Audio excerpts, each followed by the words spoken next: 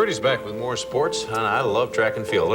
I did, anyway. I haven't done it in a long, long time. But you like watching? I like to watch, yeah, especially hurdles, my old sport. Event, excuse me. Here's an athlete working hard. The Tennessee High School Track and Field Championships are underway already in Nashville at MBA. One of the first events was the 100-meter hurdles.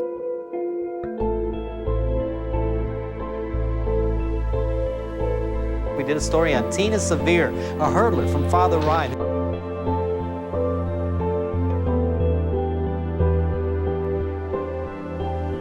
Trained in the school parking lot and even in the gym because they didn't have a track for her to work out on.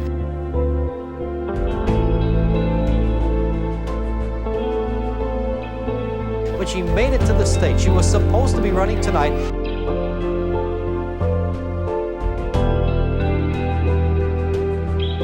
But she wasn't there. Lane 7 was empty. They ran the race without her.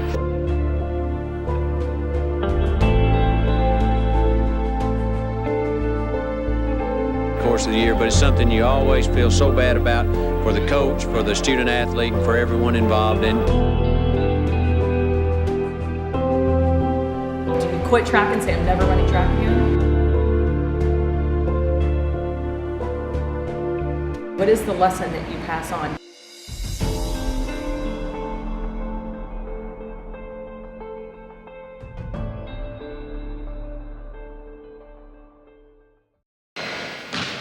Tina Sevier is a world-class stretcher. She's been able to develop into one of Tennessee's top high school hurdlers, and she doesn't even have a track. We didn't have a really nice track that we have right now. We didn't have a track at all, so we had to practice wherever we could. Sevier and her father Ryan track teammates have had to train in the school's gymnasium and parking lot as they wait for the track to be built.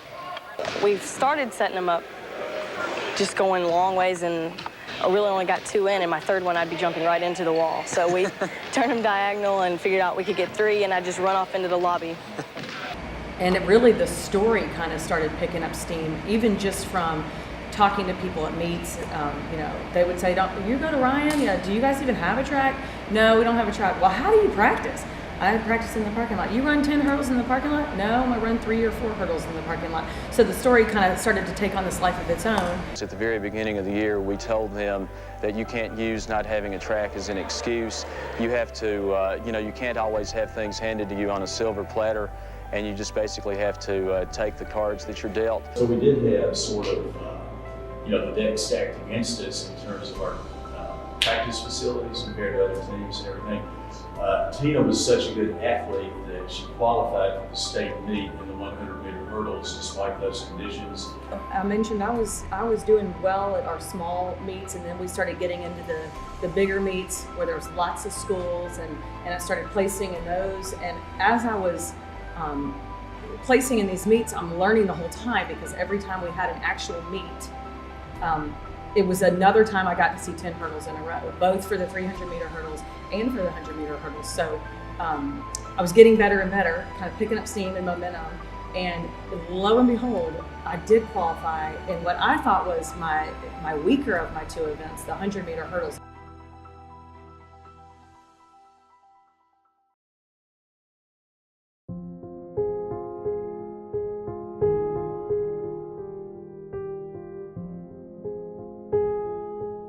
There was so much build up to it.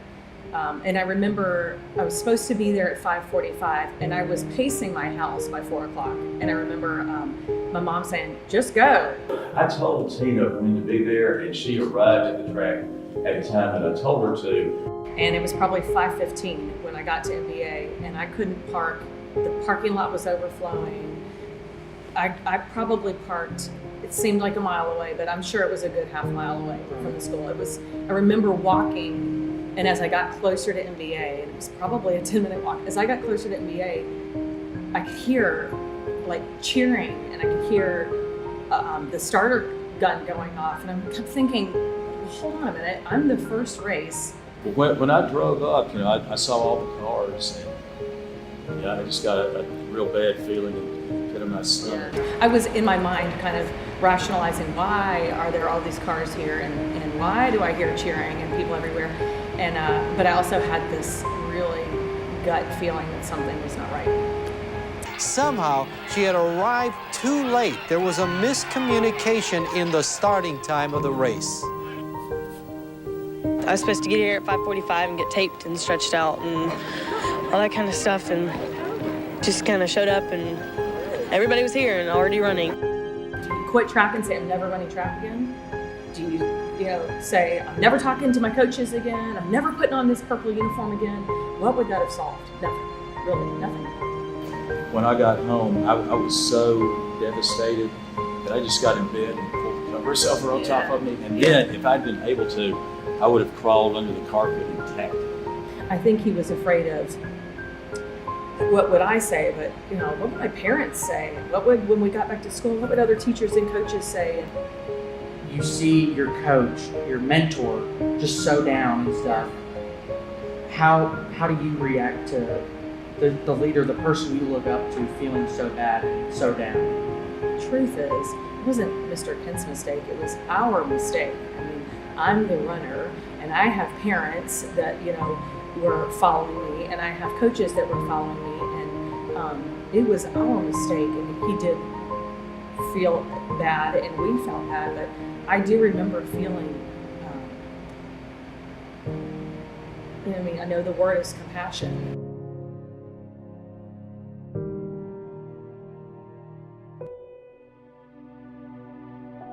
Let's pretend like I didn't miss the race and I showed up and I ran, and let's pretend like I came in last or first or whatever. It doesn't matter. I ran in a state track meet and that was really fun, and I would tell my kids someday, yeah, I ran in a state track meet. And now my story is so different.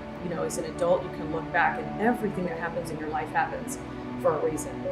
And this is one of those moments where God knew exactly what was going on.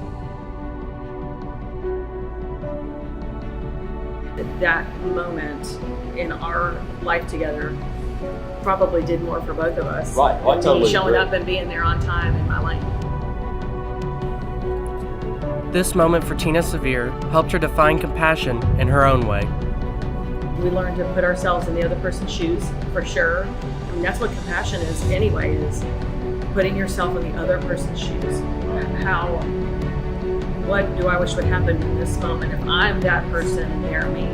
And all I could really think of that day was to wrap my arms around you and saying, it's okay. Even though this situation was emotionally challenging, Coach Kent now uses his experiences from this event to make a more positive impact in the lives of his students. Every time something happens to me, I kind of step back and I think, I've made much larger mistakes, and it has really helped me be very patient with my students. I'm a naturally patient person, but it really deepened my patience. I love Father Ryan, and I've been here 39 years, but the experience with you and your family is probably the most positive experience I've ever had. And I remember at 17 saying, I learned more that day, not a track lesson, but just a lifelong lesson. What Tina Sevier, Coach Robert Kent, and many others learned that day was the power of forgiveness, of love, of compassion, all of which they will carry with them for the rest of their lives.